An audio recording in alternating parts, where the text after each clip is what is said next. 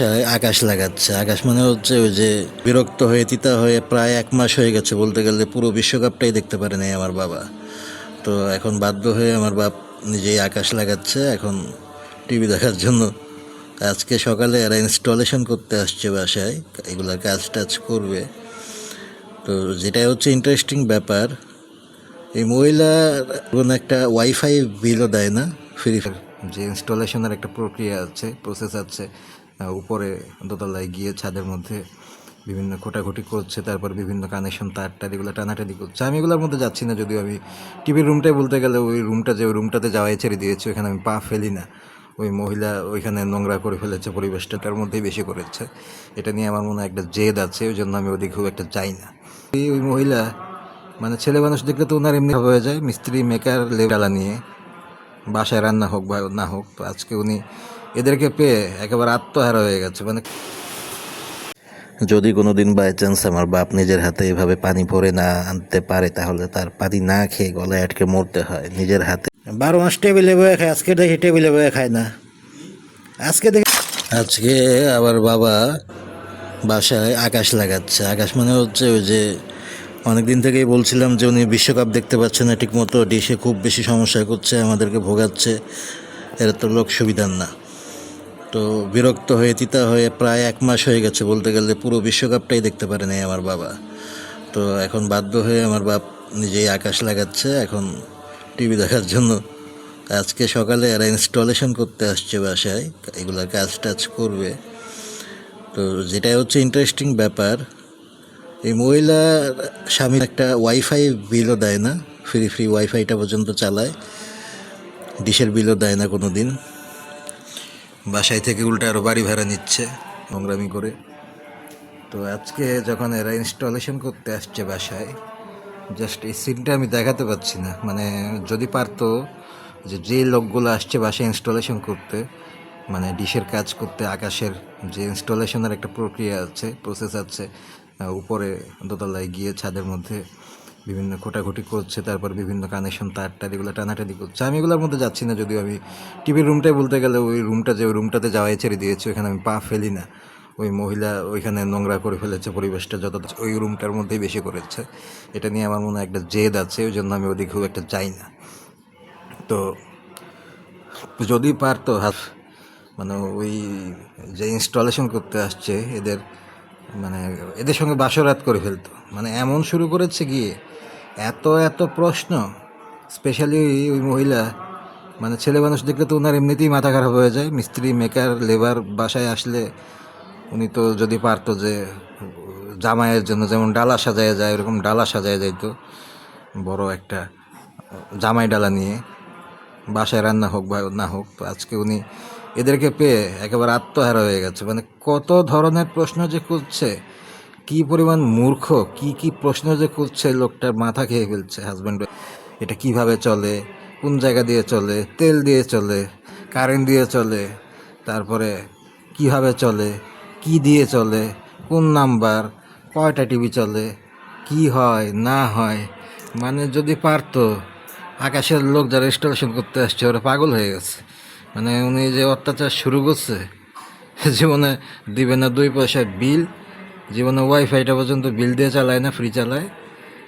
তারপরে এটা নিয়ে আবার এত জেরা, এত নোংরামি, এত শুরু করছে। আমার বাপ পাগল হয়ে গেছে সকাল থেকে, এদেরকে দিয়ে কাজ করাচ্ছে। টাকা পয়সা তো আমার বাবাই দিবে, সেই লাগাচ্ছে এটা নিজের উদ্যোগে। সে টিভিটা দেখে, টিভি ছাড়া সে থাকতে পারে না। মানে কী পরিমাণ নোংরামে যে শুরু করেছে এই মহিলা সকাল থেকে, এই লোকগুলোকে ত্যক্ত করে ফেলছে। এদের কাছে গিয়ে গিয়ে দেখে প্রশ্ন করতে করতে ঝাঁঝরা করে ফেলছে। বোঝে না তো কিচ্ছু নাই তো 14 গোষ্ঠীর মধ্যে একদানা শিক্ষা।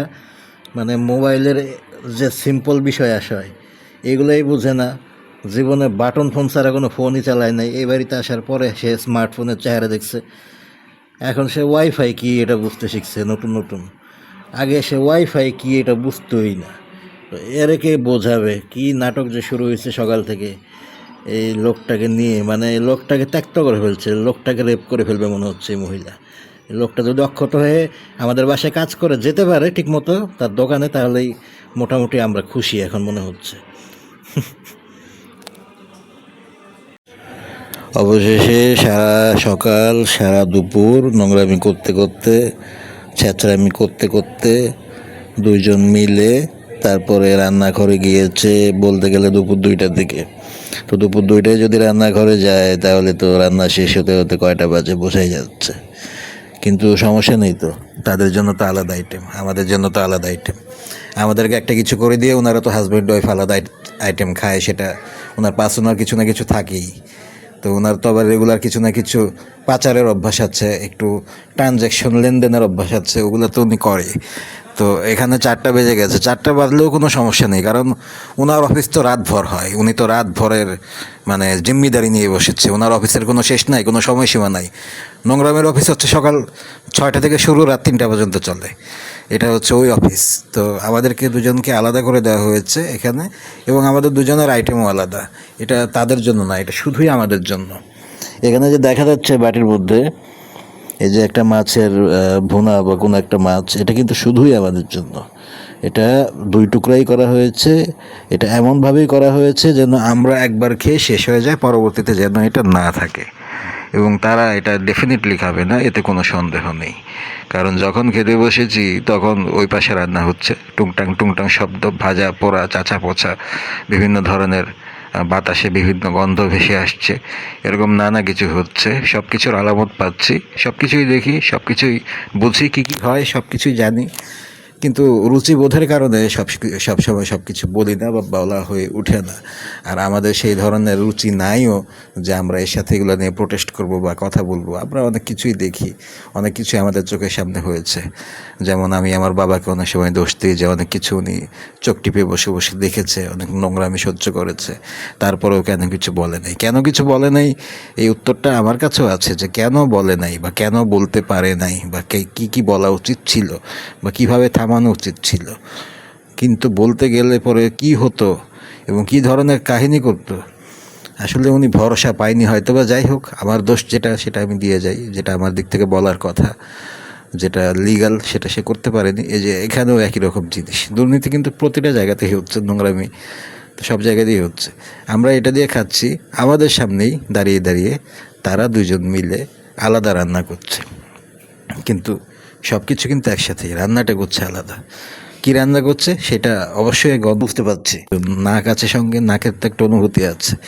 সেখানে গরম মশলার গন্ধ, বাটা মশলার গন্ধ, বাটা গরম মশলার গন্ধ, এলাচ দারচিনির গন্ধ, তারপরে আদা রসুনের গন্ধ, বোঝাই তো যাচ্ছে এটা কী জিনিস। তো সেগুলো রান্না হচ্ছে, আমরা এগুলো দিয়ে ভাত খাচ্ছি কোনো মতো। দুপুর 4টা বাজে। পরবর্তীতে দেখছি যে গন্ধটা আস্তে আস্তে তীব্র থেকে আরও তীব্রতর হচ্ছে। পরবর্তীতে বুঝতে পারলাম যে এটা হচ্ছে রাঁধুনি বিরিয়ানি মিক্সের গন্ধ। আমি তো আবার অনেক কিছুই বুঝি, কারণ রান্নার ব্যাকগ্রাউন্ড আমার আছে কম বেশি। বুঝলাম যে তারা বিরিয়ানি রান্না করছে। দেখি টেবিলে বয়ে খায় না, shutdown, lockdown service, lockdown service আজকে দেখেন না, ওই যে দেখেন না শাটডাউন মারছে, দেখেন না আজকে, আজকে ডাইনিং টেবিলে বসে নাই কেন?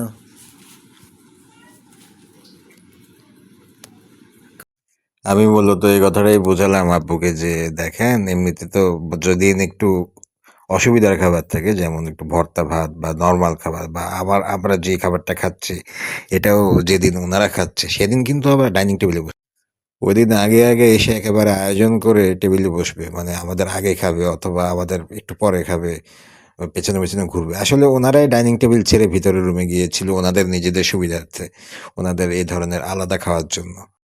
আমরা কিন্তু ওনাদেরকে বলিনি যে আপনারা গিয়ে আপনারা বিছানায় বসে খান, বা আপনাদেরকে আমরা ডাইনিং টেবিল থেকে বাদ দিয়ে দিলাম, বা আমাদের সঙ্গে খাওয়া যাবে না, ব্যাপারটা এরকম না। ওনারা নিজেরাই নিজেদের সুবিধার্থে, নিজেদের দরকারে, ওনারা নিজেরা একটা সময় ডিসাইড করলো যে এখানে খেলে তাদের সমস্যা হচ্ছে, এখানে খেলে তারা তাদের মতো আলাদা যে খাবারগুলো খাচ্ছে, স্পেশাল খাবারগুলো খাচ্ছে, এগুলো আমাদের সঙ্গে বসে খাওয়া যাচ্ছে না। ওনারা ওনাদের নিজেদের সুবিধার্থে একটা সময় ডিসাইড করলো যে এখন আমাদের আলাদা রুমে গিয়ে খাওয়া উচিত, কারণ ওনাদের তো পাতিল থাকে 5 থেকে 6টা, মাছ মাংস ডিম সবজি বিভিন্ন কিছু থাকে। তো এত কিছু অ্যারেঞ্জমেন্ট করা এই ডাইনিং টেবিলে সবার সঙ্গে, মানে আমি আর আমার বাবাও থাকি এখানে, তো আমাদের সবাইকে সেগুলো দিতে হয়, শেয়ার করতে হয়। এটা একটা সমস্যা না? আমরা দেখে ফেলি যে ওনারা হাজব্যান্ড ওয়াইফ কী কী খাচ্ছে। তো ওনারা ওনাদের সুবিধার্থে ওনারা একটা সময় ডিসাইড করলো যে না, এখানে বসে আমরা খাবো না, এখানে বসে খেলে আমাদের সমস্যা হয়। তারপরেও জিনিসপত্র টানাটানি করা, অনেক ধরনের অনেক সমস্যা, একটা হ্যাসেল পোহাতে হয় যে ঘরের ভিতরে সবগুলো জিনিস টানা নেওয়া, আনা নেওয়া করতে হচ্ছে, টানা নেওয়া করতে হচ্ছে। তো এগুলো কিন্তু ওনারা খুব স্বচ্ছন্দের সঙ্গেই করে, কষ্টগুলোকে তারা কখনো কষ্ট মনে করে না। দেখা গেছে হাজব্যান্ড একটা নিচ্ছে, বউ একটা দিচ্ছে, মেয়ে একটা নিচ্ছে। ওনারা অনেক দাসী পাইক পেয়াদা, মানে এই লেভেলের ওনার যে ধরনের মহিলাদের সাথে যাতায়াত ওঠা বসা, ওই ধরনের মহিলা থাকে, ফুটফুমাস করে, এদেরকে পালে, এদের সঙ্গে থাকে। তো এদেরকে দিয়েও কাজে লাগে অনেক সময়। মানে সোজা কথা, উনি ঘরের ভিতরেই সব কিছু টানাটানি করে সেখানে খেতেই স্বচ্ছন্দ বোধ করে। এবং দরজাটা মারা যায়, দরজাটা মেরে ওই যে বিড়াল টিড়াল প্রহরীর মতো বাইরে দাঁড়িয়ে থাকে, ব্যবহার করে সবসময়। যেটা বলি যে বিড়াল খুব ডিস্টার্ব করে ওনার খাওয়ার সময়, বিরক্ত করে। যে বিড়াল তো বোঝে যে কোন সময় কি খাওয়া হচ্ছে। বিড়াল কিন্তু একটা চিপসের প্যাকেটে খোঁচা লাগলেও বোঝে যে এখানে কিছু একটা খাওয়া হচ্ছে। তো বিড়াল বিরক্ত করে, ওনারা ঘরের ভিতরে দরজা দরজা মেরে মাছ মাংস যা খুশি, যেটা খুশি, বিরিয়ানি টিরিয়ানি, পোলাও টোলাও, রোস্ট, যা খুশি যেভাবে খুশি খায়। তো এটাই হচ্ছে ওনাদের সুবিধা। তো ওই কথাটা আমি আব্বুকে কেন বললাম যে ওই দিন কেন বলছে যে টেবিলে খাচ্ছে না, টেবিলে খায় মাঝে মাঝে, যেমন আগের দিন টেবিলে খেয়েছিল। তো ওই দিন কেন খাচ্ছে না? ওই দিন আমি এটা আব্বুকে বললাম খোঁচা দিয়ে যে আজকে টেবিলে কেন খাচ্ছে না, আজকে শাটডাউন, আজকে লকডাউন। শাটডাউন লকডাউন বলতে এখানে আমি বোঝাচ্ছি যে আজকে কিন্তু দরজা মেরে দিয়েছে ঘরের। স্পেশাল যখন কিছু থাকে তখন শুধু টেবিলে খাবে না সেটাই না, ঘরে গিয়ে ঘরের দরজাটা একেবারে শাটডাউন করে দিবে, লাগিয়ে দিবে। মানে একটা গন্ধ, একটা একটা যে একটা এনভায়রনমেন্ট তৈরি হবে যে বিরিয়ানি রান্না করেছে, ঘরটা তো মোমো করছে, তাই না? তো এই গন্ধটা ঘরের ভিতর চাপা দেওয়ার জন্য ঘরের দরজা পর্যন্ত লাগিয়ে দিয়েছে। এমনকি বিড়ালও যাতে ত্যাক্ত করতে না পারে, বিড়াল দরজার বাইরে বসে ব্যবহার করবে, অন্তত ঘরের ভিতরে তো ঢুকতে পারছে না, তাই না?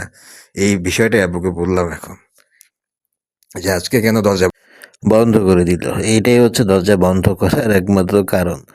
তো তারপরেও আমরা বুঝতে পারি তাদেরও ওরকম চক্ষু লজ্জা নাই ওইভাবে, বা ওইভাবে তারা কেয়ার যে করে তাও না। তবে একই প্লেটে একই টেবিলে বসে একসঙ্গে একজন খাচ্ছে ডিম ভাজি দিয়ে ভাত, আরেকজন খাচ্ছে পোলাও মাংস, এটা তো খারাপ দেখা যায়, তাই না? ব্যাপারটা একটু বেশি চোখে লাগে। তো ওই কাজটা মূলত বন্ধ করার জন্য, ওই অস্বস্তি থেকে বাঁচার জন্য, একটু অস্বস্তি বোধ আছে, তাতে বোঝা যায় যে সামান্য একটু চক্ষু লজ্জা এখনো অবশিষ্ট আছে।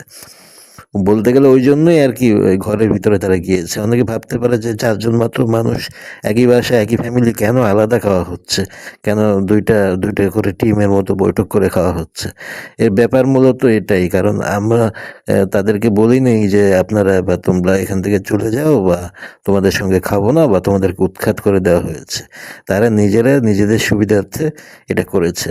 যে একটা পিচ্চি আছে, ও খুব করে চায় আমাদের সবার সঙ্গে বসে খেতে, আমাদের সাথে একসাথে জয়েন করতে। ও খুবই চায়, এবং ও একটা সময় পর্যন্ত একেবারে মানতেই পারতো না। আমি আর আমার আব্বু খাওয়ার সময় ও এসে দাঁড়িয়ে থাকতো, আমাদের কাছ থেকে খেতে যাইতো, আমাদের সাথে ঘষাঘষি করতো, খাওয়ার সময় বাচ্চারা যা করে। ওকে মেরে মেরে আমাদের এখান থেকে সরানো হয়েছে, এবং দিনের পর দিন মারতে মারতে, গালিগালাজ করতে করতে ওকে এটা শেখানো হয়েছে যে তারা দুজন যখন খাবে তুই তার ধারে কাছেও যাবি না। যদি কোনো কিছু পাঠানোর মতো হয় ওকে দিয়ে পাঠানো হয় আমাদের কাছে, মানে ওকে ডাক পিওনের মতো ইউজ করা হয় অনেক সময়। কিন্তু আগে যেটা করতো, দুষ্টামি করতো, খেলতো, আমার কাছ থেকে একটু খেত, আবুর কাছ থেকে একটু খেত, ওই যে স্বাভাবিক যাতায়াত যেটা, চলাফেরা যেটা, সেটা বন্ধ করা হয়েছে প্রায় অনেক বছর ধরে।